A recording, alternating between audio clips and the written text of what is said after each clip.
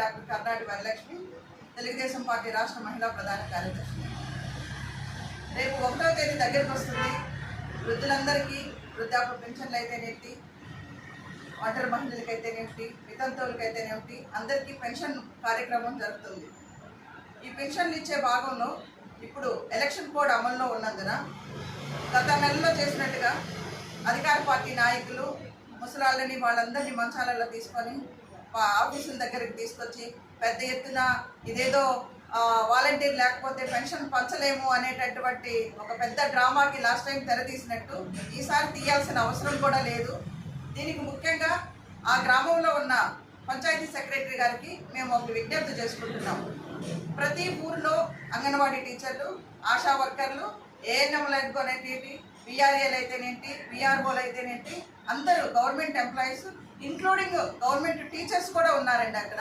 వీళ్ళందరూ సేవలు వినియోగించుకొని ప్రతి ఊర్లో 20 మంది దాకా ఉంటారు కాబట్టి వీళ్ళందరూ సేవలు వినియోగించుకొని 30వ తారీఖునే ప్రతి గ్రామంలో ప్రత్యేకంగా ఒక దండోరా లాంటిది వేయించి ఊరి గ్రామంలో ఉన్న వృద్ధులందరికీ కూడా తెలియజేయాల్సిందే ఏమనగా, మీ ఇళ్ళకి ప్రతి గవర్నమెంట్ ఎంప్లాయీ వచ్చి మీ ఇళ్ళకి పెన్షన్ ఇచ్చి పెన్షన్ సప్లై చేస్తారని ప్రతి ఒక్కరికి తెలియజేయాల్సిన బాధ్యత ఆ ఊరు పంచాయతీ సెక్రటరీ గారి మీదే ఉంది.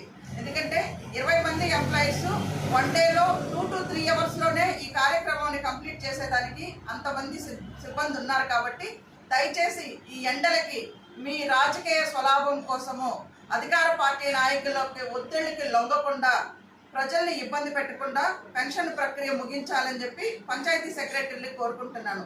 ఇదే విధంగా అలా కాని పక్షంలో ఏదో డ్రామా క్రియేట్ చేద్దామని చెప్పి వృద్ధులందరినీ మంచాలలోనో లేకపోతే ఏదైనా కాలు దెబ్బలు తగిలి వికలాంగులు ఉంటే వాళ్ళని స్పెషల్గా కుర్చీలలోనో పంచాయతీ ఆఫీసు దగ్గర తీసుకొచ్చి ఏదన్నా డ్రామా క్రియేట్ చేయాల్సి వచ్చినా ఆ ఊర్లో ఉన్న ఉమ్మడి నాయకులు ఎవరెవరు ఉన్నారో తెలుగుదేశం పార్టీ, భారతీయ జనతా పార్టీ, మరి జనసేన నాయకులు లేదా సమాజం మీద గౌరవం ఉన్న వాళ్ళు ఎవరైనా కానీ యువకులు ముందుకొచ్చి ఆ ఫోటోలు తీసిస్తే దాన్ని మనం ఎలక్షన్ కమిషనర్ గారు పంపించి ఆ ఊర్లో ఉన్న పంచాయతీ సెక్రటరీయే దీనికి కారణం అవుతారు. కాబట్టి ఆ పంచాయతీ సెక్రటరీ జాబులు కూడా తీసేయవలసిందిగా ఎలక్షన్ కమిషనర్ వాళ్ళకి మనం విజ్ఞప్తి చేద్దాము.